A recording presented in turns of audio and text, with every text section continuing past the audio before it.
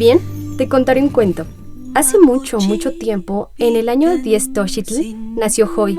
Era el 11º mes de los nahuas, el Oxtanitzi, dedicado a la diosa Tlazolteotl, poseedora de algunos valores morales sobre la feminidad en tiempos de los antiguos.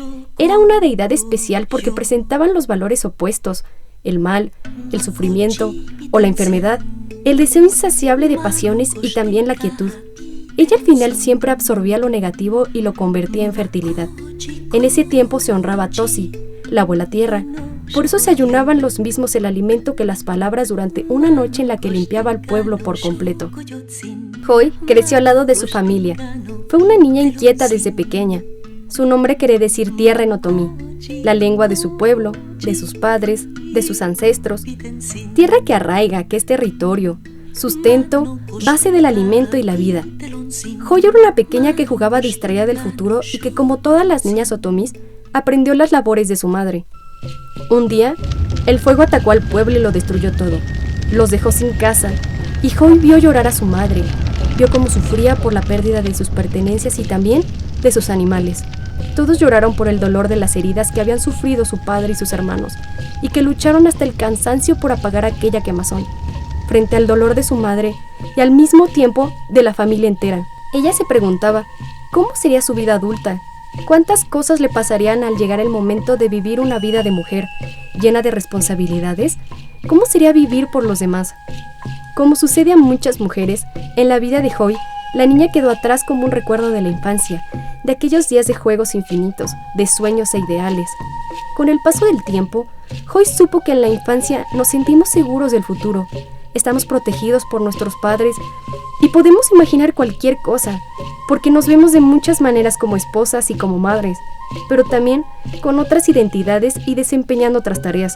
La inquieta niña que fue Joy fue dejando de serlo, y sus preguntas se hicieron más complejas, porque la vida para ser menos fácil y afloraron nuevos sentimientos, nuevos deseos como los de ser alguien, de amar, de tener una familia y de ser una mujer en toda la expresión. Joy se fue convirtiendo en mujer y fue asumiendo muchas responsabilidades, tal vez demasiadas, así lo pensaba ella. En su juventud, luego de cumplir con las tareas del hogar, le gustaba salir a caminar por su pueblo, en el que cada semana se llenaba de comerciantes, que venía de todas las comunidades de la región, porque el suyo era el centro ceremonial más importante. Todo lo que Joy se proponía lo realizaba. Así ella aprendió a leer y a escribir. Aprendió a interpretar las escrituras de los códices porque logró que su padre, venerada autoridad de su pueblo, le diera permiso. No era común que las mujeres, que las jovencitas se educaran, pero siempre hubo en la historia excepciones, y la de Joy era una de ellas. Ella sentía tanta emoción de lo que comprendía que deseaba que todos pudieran hacerlo, pero su abuelo, como de costumbre, le decía que eso no era posible. En la comunidad donde vivía Joy, asentada en el antiguo Valle de Toluca, muchas mujeres morían al tener a sus hijos. La mortalidad de las más pobres era aún mayor, a pesar de que pertenecía a una clase noble y tuvo atenciones diferentes a las de muchas otras. Como mujer de fuertes convicciones y sobre todo de una gran sensibilidad, fue consciente de lo que ocurría y por eso dedicó tiempo a aquellas mujeres que menos tenían. Pero como en otras ocasiones, sentía que era poco lo que hacía. Un día, caminando por el pueblo, Joy se topó con un grupo de mujeres en estado de embriaguez. Al conversar con ellas supo que estaban solas, porque fueron abandonadas por sus esposos cuando partieron en busca de trabajo y nunca regresaron. Al comentarlo a su abuelo, él le respondió que nada había que hacer, que así era la realidad. A ella le pareció injusto, como que no había nada que hacer. Con el tiempo y la madurez, Joy supo que todo lo que desea en la vida es mucho, y que apenas se pueden realizar todos los sueños, que aquellos que se hacen realidad no se cumplen de la noche a la mañana, que todo se hace poco a poco y con esfuerzo, que nada se logra como por arte de magia. La niña muchas veces de joven lloró frente a la tristeza que le daba tener tantas limitaciones, tener que enfrentar la realidad como era y no como alguna vez la soñó. A pesar de todo, ella siguió tratando de enseñar a leer y a escribir a mujeres solas. Trató de llevar alimento a los más hambrientos y de curar el dolor de los enfermos. A Joy le llegó el tiempo de casarse. Su padre y su madre habrían elegido a la persona correcta. Eso sentía ella y eso lo supo al vivir con Shunti, porque le hacía feliz. Aparecieron los hijos y todo aquello le resultó hermoso y lleno de vida. Ella atendió como correspondía a sus obligaciones, pero no dejó de lado aquello que había emprendido para atender a los demás. Un día, de forma inesperada, ocurrió una tragedia. en cierto momento enfrentó un grave problema. Suna, la mujer que le había acompañado toda la vida, perdió su casa y sus pertenencias en el temblor que sacudió a la región. Se había quedado sin nada y no había cómo hacer por todos los afectados. Eran demasiados. Había mucho sufrimiento y no le alcanzaron sus esfuerzos para atender y sanar todo el dolor que veía. Una vez más, se hizo presente la consigna del abuelo.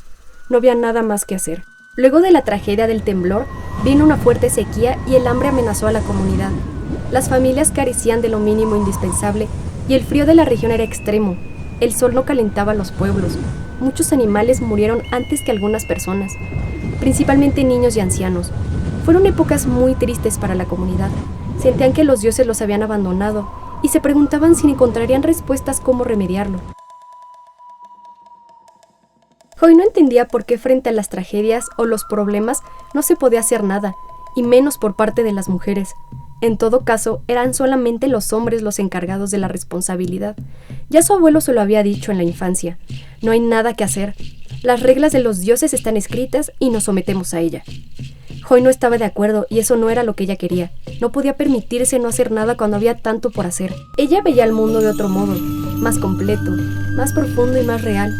Por eso formó en sus hijos y en quien estuvo cerca la idea de ayudar, la preocupación de no dejar de hacerlo siempre que se pudiera, siempre que se requiera, pero sentía que era poco, que debía de hacer más. Al llegar la mayoría de edad, cuando vino la ancianidad, todo se tornó más difícil. Joy sentía que perdía su energía y se percató que lo mismo ocurrió con los demás ancianos de su comunidad. El tiempo de hacer mucho había terminado, y no parecía que quedara algo más.